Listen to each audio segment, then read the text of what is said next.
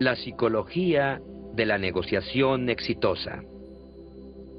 Como ejecutivos, una de las cosas más importantes que pueden aprender, la habilidad que pueden desarrollar y que habrá de aportarles grandes beneficios, es la habilidad para negociar.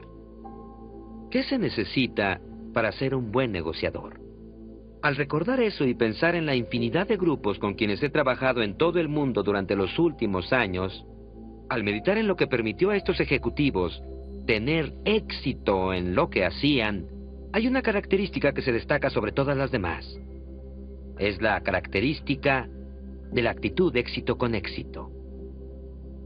Interesarse por la otra parte y no solo preocuparse por lo que ustedes quieren obtener de esa negociación, sino lo que la otra parte busca en esa negociación. Entiendo que ustedes podrían decir, vamos Jim, es absurdo que te preocupe que la otra persona consiga lo que quiere. Es moral y éticamente correcto hacerlo así, pero también existe otra razón. He descubierto que las personas que poseen esa actitud y las organizaciones que comparten esa actitud parecen desarrollar una relación en las negociaciones que pueden representar toda la diferencia del mundo. Una de las formas más efectivas para mejorar nuestra habilidad de negociación es analizar los 10 factores que afectan el poder en una negociación. Les aconsejo que como ejecutivos al realizar la siguiente negociación, analicen, examinen estos 10 factores y descubran si hay algo que puedan hacer para mejorar su fuerza en alguna de estas áreas. El primer factor que afecta el poder en una negociación es lo que llamamos poder alternativo. En principio, lo que estamos diciendo es que quien tenga alternativas tendrá poder en una negociación. Supongamos que Kurt y yo estuviéramos negociando. Y supongamos que yo carezco de alternativas. Supongamos que solo él podría resolver mi problema en esa situación. ¿Quién tendría el poder? Kurt lo tendría en esa situación, no hay duda al respecto. Ahora, modifiquemos un poco la situación. Supongamos que cualquiera de los presentes estuviera en posibilidad de resolver ese problema. Tendría muchas alternativas. Al iniciar una negociación, procuren crear alternativas si es que no las tienen, porque las alternativas proporcionan poder en una negociación. El segundo factor que determina quién tiene el poder en una negociación es lo que llamamos legitimidad en el poder, o poder legítimo. Mediten un momento, ¿qué autoriza el que un individuo o una organización tengan legitimidad? Creo que tal vez existen varios factores, definitivamente los antecedentes, todo lo que ha sucedido en el pasado. Obviamente, lo que otras personas dicen, y esto puede ser diferir de los antecedentes, cuál es su reputación ante los demás y lo que se dice en ese aspecto. Existe otro factor, el puesto. ¿Cuál es su puesto en la organización? ¿Cuáles son los puestos de su personal? Permítame darles un ejemplo.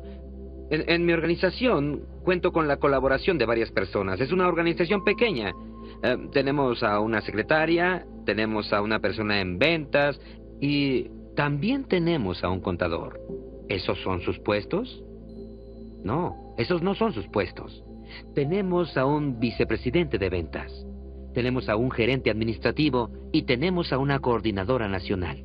Y cada una de esas personas les dirán cuán efectivo ha sido tener ese puesto en cualquier negociación. Shirley les contará lo que sucedió cuando llamaron de una organización pidiendo un programa de negociación. Ella comentó, Jim, no estabas en la oficina, así que les llamé y les dije, habla Shirley, la coordinadora nacional del Dr. Hennig. Lo dijo precisamente a la persona con quien necesitaba hablar y logró precisamente lo que se había propuesto. La legitimidad en el poder es muy importante. Uno de los mejores ejemplos para este punto en particular es ese programa de televisión en el que ocultan una cámara y empiezan a suceder cosas muy extrañas. ¿Recuerdan el episodio cuando apareció la superautopista que llega al estado de Delaware y pusieron un aviso muy oficial y muy legítimo en el que se leía Estado de Delaware cerrado? Traten de imaginarlo, no había barricadas, solo pusieron un aviso legítimo. En cuanto colocaron el aviso, empezaron a captar imágenes y se presentó un terrible congestionamiento de tránsito. Realizan acercamientos a las personas que se bajan de sus autos y dicen, ¿por qué cerraron a Delaware? ¿Cuánto tiempo permanecerá cerrado? Tengo hijos ahí. No se pueden imaginar las cosas que estaban diciendo. Las personas reaccionan, ¿no es así? Frente a la legitimidad.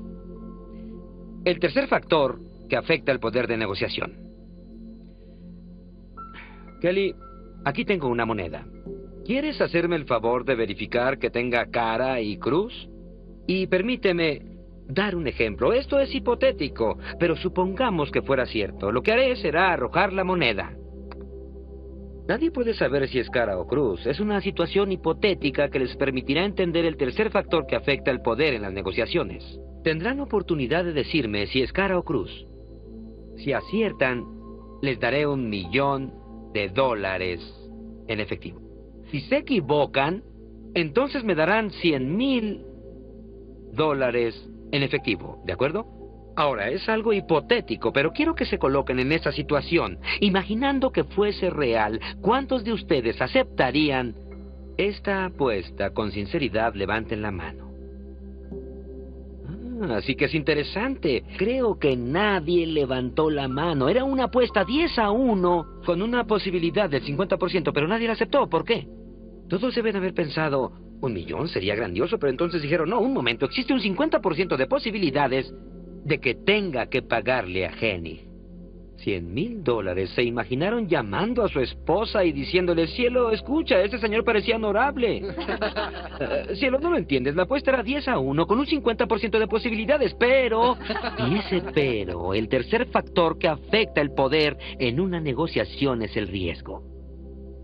¿Pueden permitirse correr ese riesgo? No vayan a malinterpretarme, no les estoy aconsejando que corran riesgos. Como ejecutivos, necesitan decidir si deben o no arriesgarse, pero correr el riesgo les proporciona poder en una negociación. Voy a darles un ejemplo. Un amigo llegó a mi ciudad y quería comprar una casa. Es algo que probablemente todos han hecho. Dijo, Jim, necesito que me ayudes. Sé que puedes darme algunas técnicas que me permitirán negociar un mejor precio. Le contesté, ¿cuál es la situación?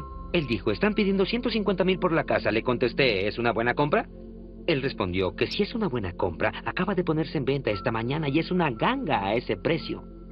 Le dije, ¿qué pasaría si alguien llegara y la comprara esta tarde? Él contestó, vaya, sería un desastre. Ya mi esposa y mis hijos la vieron, nos fascinó la casa. Habíamos pensado construir una casa. No sé si podamos construir algo mejor que esta casa. Le dije, ¿cuánto te costaría construir?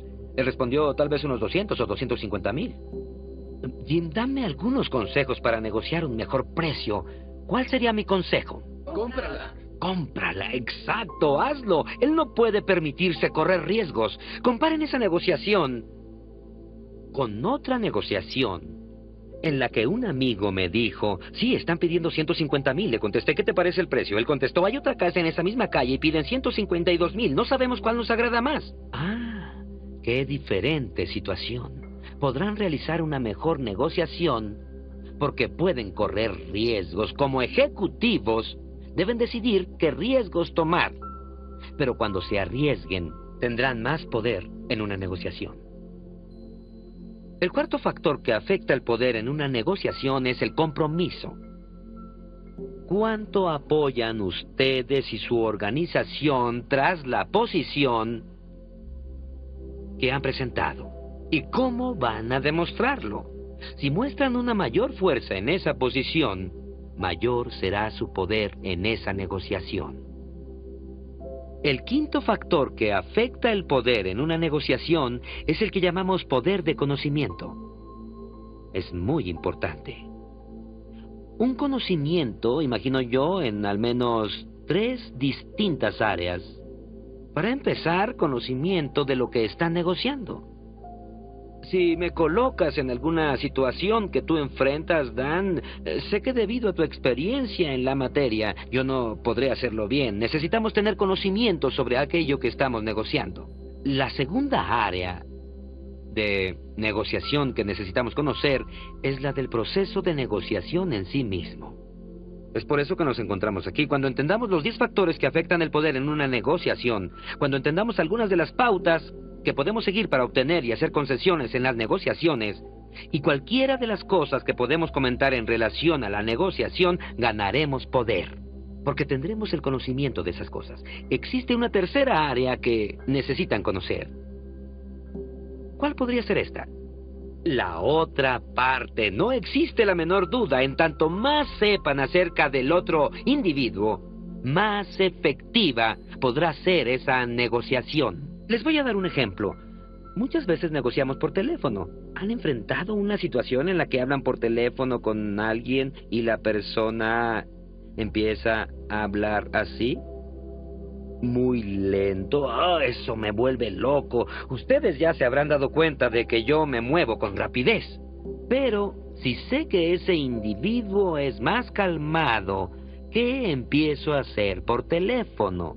Empiezo a hablar con más calma.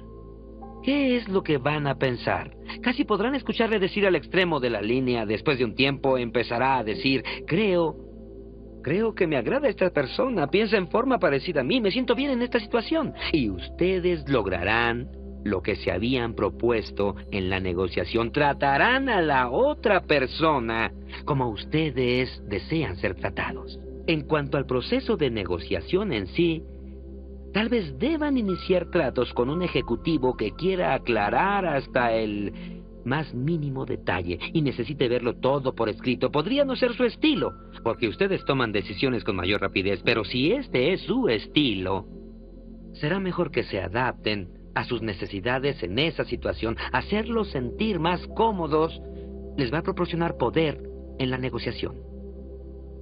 Si no tienen el quinto poder, si carecen del poder de conocimiento, no se preocupen, pueden pasar al número 6, el sexto factor que afecta el poder en una negociación. Es el poder del experto. Recurran a un experto. Llamen a un experto. El mejor ejemplo que se me ocurre es el de mi secretaria hace varios años, cuando tuvo un accidente que destruyó su auto. 2 semanas después se presentó en mi oficina. Y me dijo, Jim, me siento muy incómoda, sé muy poco sobre negociaciones y el ajustador del seguro vendrá hoy para discutir el precio del auto. Me va a expedir un cheque por pérdida total de mi auto. Y agregó, temo que no sé qué hacer. Nunca había hecho esta negociación. Luego dijo, también invité a mi amigo, el de la automotriz, porque no sé mucho sobre el precio de autos. Sé que tú tampoco, pero él sí. ¿Se imaginan ustedes la reacción del ajustador de seguros cuando nos sentamos los 4 a charlar? Quiero decirles que Linda recibió una excelente suma. Yo dije muy poco. El vendedor de autos dijo muy poco. Pero el haber recurrido al poder de los expertos hizo toda la diferencia del mundo. El séptimo factor que afecta el poder en una negociación es el que llamamos poder recompensa-castigo. Mediten un momento en que ustedes como ejecutivos en cualquier negociación pueden tener la capacidad de recompensar o castigar porque adquieren poder con esa habilidad. El mejor ejemplo que puedo darles es el de un famoso orador.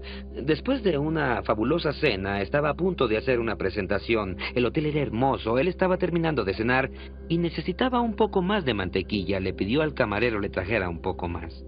El camarero le contestó, lo siento, señor, una porción de mantequilla por persona. Debo decirles que el orador no se ofendió por eso, lo tomó como un desafío y se quedó pensando, ¿cómo voy a negociar una porción adicional de mantequilla con este señor? Se dio cuenta de que no había una mesa principal en esa cena en particular, así que pensó, este señor ignora que soy el orador, y le dijo, señor, ¿usted sabe quién soy yo? El camarero dijo, no. Él agregó, soy el orador de esta cena, soy el sujeto que va a dirigirse a las 1000 personas reunidas aquí. El camarero no pareció muy impresionado. Le contestó, señor, ¿usted sabe quién soy? El orador contestó, no lo sé. Soy el sujeto que sirve la mantequilla.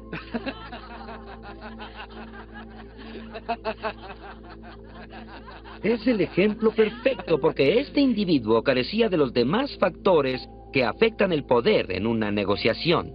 Pero en esta situación tenía la habilidad de recompensar o de castigar. El octavo factor que afecta el poder en una negociación es lo que llamamos poder del tiempo. A veces nos referimos a él como poder del límite de tiempo, poder del tiempo o del límite de tiempo.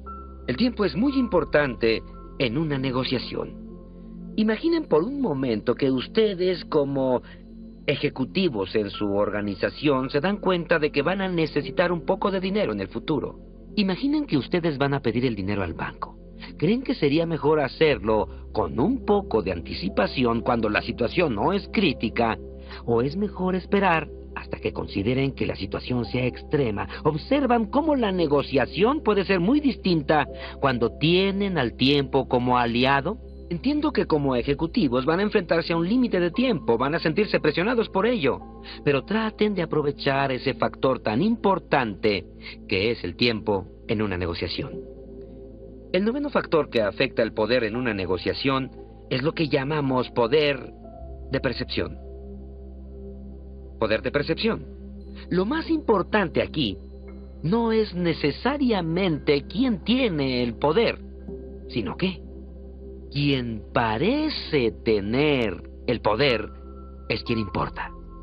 Podría volver a mencionar el ejemplo con Kurt y suponer que no existen alternativas, pero en este ejemplo en particular, imaginemos que Kurt percibe que yo tengo alternativas, aunque no tenga alternativas. Es como si tuviera alternativas. No les estoy insinuando que hagan creer a los demás que tienen algo que no tienen en realidad. Ese no es el objetivo. El punto es que como ejecutivos en muchas situaciones tienen un poder que no percibe la otra parte. Y cuando no es percibido, ese poder es como si no lo tuvieran. Un amigo me dio un ejemplo muy importante. Él me prestó 3 cuerdas. Quisiera mostrarles algo, tal vez les ayude a que no olviden este ejemplo en particular. Tienen una cuerda pequeña, una de tamaño medio y una cuerda muy larga. Él dice que si toman las 3 cuerdas, si toman las puntas de las 3 cuerdas y las colocan hacia arriba, van a tener 1, 2, 3, 4, 5 y 6 puntas arriba. Él dice que existe la forma de poder tomar 3 cuerdas de distintos tamaños y convertirlas en 1, 2, 3 cuerdas de más o menos el mismo largo. No entiendo cómo lo hace, pero me ayuda a recordar que existe el poder de percepción. Lo sorprendente es que él asegura que se puede invertir el proceso. Se les vuelve a unir y se colocan las puntas hacia arriba. Dice que tiene que ver algo con el chasquido de los dedos, así que en este punto yo trueno los dedos. Y de inmediato vuelvo a tener una cuerda pequeña, una cuerda mediana y una muy larga. Confío en que este ejemplo les permita recordar el poder de percepción. Ignoro si esas cuerdas cambiaron en realidad o si solo fue nuestra percepción. ¿Ustedes qué dicen? El 10º factor que afecta el poder en una negociación probablemente sea el más importante. Creo que lo es. Yo le digo poder de relación, amigos. ¿Qué clase de relación piensan que han establecido con la otra parte? Creo que es una verdad hoy en día. Este factor es muy importante debido a lo complicado de las negociaciones que ustedes tienen que enfrentar como ejecutivos. Se tornan muy técnicas. Muchas personas han recibido entrenamiento en cuanto a negociaciones. Si perciben que están usando una estrategia o una táctica o un truco para que hagan algo que no quieren hacer, ¿qué es lo que va a pasar? Empezarán a sentirse incómodos. Yo les pido que en todo lo que hagan muestren la actitud de éxito y se preocupen realmente por la otra persona, porque ese poder, el poder de relación, será más valioso para ustedes que cualquier otro factor que hayamos mencionado. Existe otra forma de aumentar nuestra capacidad de negociar eficazmente. La negociación es un proceso en que se hacen y se obtienen concesiones. Analicemos algunas de las formas en que podemos hacer y obtener concesiones en una negociación para que la otra parte se sienta feliz y nos ayude a lograr lo que nos proponemos. Empecemos por analizar las pautas de entrada para hacer concesiones en una negociación. La primera nos indica que demos espacio para una negociación. Lo que trato de decir es que en su primera oferta traten de colocarse tan alto o tan bajo como sea posible, pero sin ser poco razonables. Eso es muy importante. No puede ser poco razonable. Les voy a dar un ejemplo. Como ejecutivo, recuerdo que hace muchos años tuve que comprar una propiedad y quería ser muy eficaz en esa adquisición. Nuestra primera oferta fue del 60% sobre el precio de la propiedad. Algunos de ustedes sonríen y estarán diciendo que pude haber ofendido a alguien con esa actitud, pero no los ofendí porque me empapé bien de la situación. Sabía que la propiedad llevaba 6 meses en venta sin que hubieran recibido alguna oferta. Por supuesto, les indiqué que lo sabía cuando empezamos a charlar. Les dije, quiero hacerles una oferta que sea justa y razonable, así que investigué y encontré propiedades similares. Una propiedad aquí que tenía ese precio. Una propiedad que se encontraba no lejos de aquí con este precio que se vendió hace un par de meses. Y otra propiedad por aquí. Esos precios me llevaron al 60% del que les estaba hablando. Así que no los ofendí. Era una cifra lógica. ¿Adquirí la propiedad con ese precio? No lo hice. La verdad es que llegamos hasta un 70%. Pero debo decirles una cosa. Jamás habría alcanzado ese precio del no haber partido de un precio adecuado. Una oferta inicial baja o elevada, si tiene fundamento y es razonable, resulta muy eficaz para modificar las expectativas de la otra parte. Antes de que entremos a la segunda, quisiera hacerles una pregunta. ¿Cuándo es el mejor momento para conseguir una concesión en una negociación? Muchas personas dirían en un principio, o también podrían decir que es cerca del final. Permítame decirles que el mejor momento para obtener una concesión es cuando se les pide una. O sea, que pidan una concesión cuando se les solicite hacer una. Tal vez ni siquiera sepan qué pedir, pero un buen negociador siempre dice, cuando me piden algo es cuando debo pedir algo a cambio. Pueden saber lo que quieren, pueden no saber lo que quieren. Si no saben lo que quieren, pueden decir algo así cuando les pidan una concesión. Vaya, es una solicitud interesante. Si yo pudiera acceder a ella, ¿hay algo que pudieran hacer por mí? Oh, qué gran pregunta. Muchas veces van a recibir cosas que no tenían la menor idea de poder pedir. La tercera norma es no hacer una contraoferta a una oferta poco realista. No hagan una contraoferta a una oferta poco realista. Ahora, supongamos que Andy me hace una oferta y esta es poco realista, queda muy distante de lo que yo podría hacer. Mi consejo es que en lugar de presentar una contraoferta más apegada a lo que me agradaría, tal vez retroceder sea lo mejor. Que el silencio prevalezca.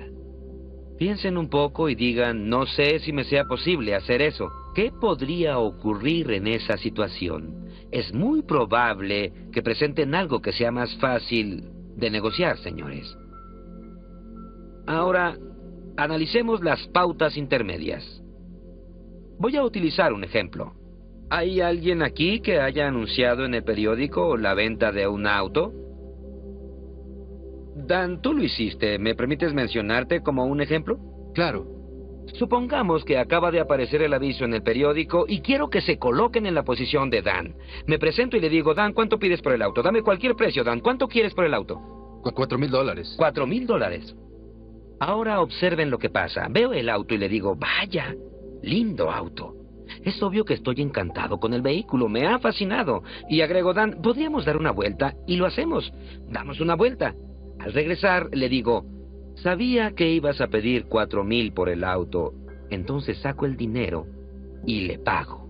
Así que él ya tiene el dinero, me entrega la factura del auto y entonces realizamos la operación.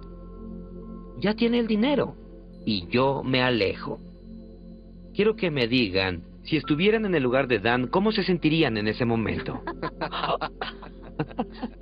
¿No es asombroso? Consiguieron exactamente lo que querían de esa situación y se sienten molestos. ¿Por qué se sienten molestos? Cometí una equivocación en la negociación.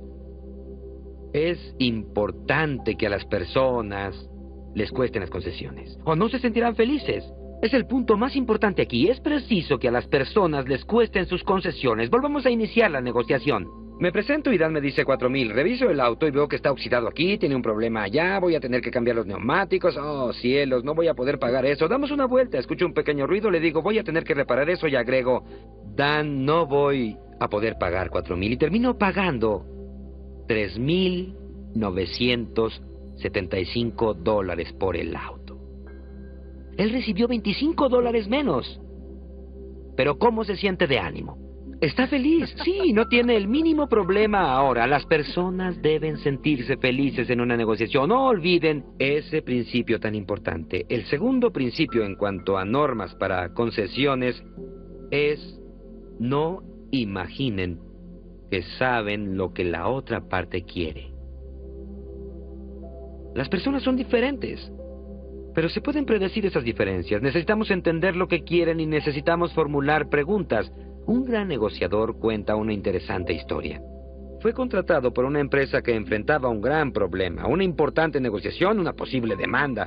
Tal parece que vendieron un aparato eléctrico a una pareja de ancianos. El aparato se descompuso y provocó problemas en su casa. De hecho, quemó una porción de su alfombra. La casa se llenó de humo y hubo algunos daños por ahí. Para empezar, el vendedor no pudo solucionarlo. El gerente del establecimiento en esa comunidad no pudo solucionarlo hasta que llegó a la dirección. Finalmente le pidieron a este individuo que intentara negociar un acuerdo razonable. Entonces fue a la casa de la pareja de ancianos. Su primera pregunta fue, ¿qué desearían ustedes que hiciera la empresa? ¿Cuál en su opinión sería lo justo en esta situación? El caballero miró a su esposa. Había una expresión de asombro en sus rostros. Fueron a una esquina, charlaron por un minuto y le dijeron, verá, si la empresa pudiera comprar un tapete para tapar el agujero en la alfombra y pintaran las paredes, quedaríamos satisfechos. El hombre no podía creerlo. Nadie les había preguntado. En muchas ocasiones durante una negociación pretendemos saber lo que quiere la otra parte. Tal vez sea lo que ustedes quieren en esa situación, pero investiguen lo que quiere la otra parte. Formulen las preguntas que les permitan averiguarlo. La tercera pauta para las concesiones. Quiero que anoten 3 palabras cuando estén haciendo concesiones. Deben ser reducidas, lentas y progresivamente más pequeñas. Permítanme utilizar un ejemplo para ello. Ahí lo tienen, en el ejemplo de la izquierda. Tienen 2 ejemplos, uno junto al otro. Ambos parten de 100. Analicemos las concesiones en cada caso y vean cómo se sienten con esas concesiones. En el ejemplo de la izquierda, hubo una concesión rápida hasta 90 y otra rápida también hasta 80 y finalmente a 70. En la concesión que tienen a la derecha, también partieron de 100. Hubo un largo periodo de negociaciones y finalmente una concesión muy discutida hasta 99. Otro largo periodo de negociaciones y una concesión discutida hasta 98 y medio. Finalmente, después de otro largo periodo de discusiones, una concesión forzada hasta el 98 un cuarto. ¿No tienen la impresión de que se acercan al punto límite? ¿Por qué? Porque las concesiones fueron siendo reducidas, lentas y progresivamente más pequeñas. Analicemos algunas de las normas para concesiones al finalizar una negociación. Cuando nos aproximamos al final de una negociación, ¿cuál es el lineamiento que debemos utilizar? Lo primero que puedo aconsejarles es la técnica de la conclusión rápida. Esto simplemente es conceder algo. Un buen negociador siempre tiene algo que, al acercarse al final de la negociación, podrá agregar al pastel para que la otra parte ceda. Es una excelente técnica. Piensen en que ustedes, como ejecutivos, pueden llegar a su negociación con algo que puedan conceder, particularmente en el momento en que esa negociación está a punto de fracasar. Será de gran ayuda para concluir el trato. Permítanme darles otro consejo, el segundo. No ofrezcan dividir la diferencia. No estoy diciendo que no deban dividir la diferencia. Lo que les aconsejo es que ustedes no ofrezcan dividirla. Vamos a utilizar un ejemplo numérico. Supongamos que una parte está en 100 y la otra parte está en 90. Supongamos que esta parte dice, quisiera dividir la diferencia, así que voy a ofrecer eso, y ofrecen dividir la diferencia. ¿Quién tiene la posición de poder en esta negociación? Obviamente, el individuo que está aquí, porque puede decir, bueno, déjame ver, yo tengo 100, tú tienes 95. ¿Qué va a pasar? Un buen negociador puede terminar pactando en ese rango. No estoy diciendo que no sea conveniente dividir la diferencia. Puede ser una buena posibilidad, pero si estuviera en esa posición, en lugar de ofrecer dividir, les diría, ¿sabes, Bill? Debe haber una forma de resolver el problema. ¿Se te ocurre algo que podamos hacer? Sé que es importante para ti y queremos concluir este trato. ¿Cómo podríamos hacerlo? Están tratando de obtener esa oferta de la otra parte. Porque si lo hacen, ustedes accederán y no quedarán en una posición débil durante la negociación. Un último consejo, y tal vez uno de los más importantes, al pensar en lineamientos para conseguir y ofrecer concesiones. Se trata de recordar y usar un valor relativo. Un valor relativo. De lo que se trata es de conceder cosas que no les cuesten demasiado, en términos de tiempo o de dinero, pero que proporcionen exactamente lo que la otra parte está buscando. Por otro lado, ¿qué es lo que deben pedir? Piensen en las cosas que pueden pedir que tienen un gran valor para ustedes y que no costarán demasiado a la otra parte en términos de tiempo o términos de esfuerzo. Los desafío a que piensen en ello durante su próxima negociación y definan con tiempo las cosas que podrán utilizar como concesión y lo que pueden pedir dentro de un uso inteligente del valor relativo. Los desafío a que como ejecutivos al iniciar su próxima negociación no olviden los 10 factores que afectan el poder en una negociación. Traten de usarlos para su beneficio. Traten de analizar a la otra parte para determinar en qué posición está y cuál es su poder en la negociación. Posteriormente, durante el proceso de la negociación, usen esos lineamientos para conceder y obtener concesiones en forma efectiva, manteniendo feliz a la otra parte mientras lo hacen.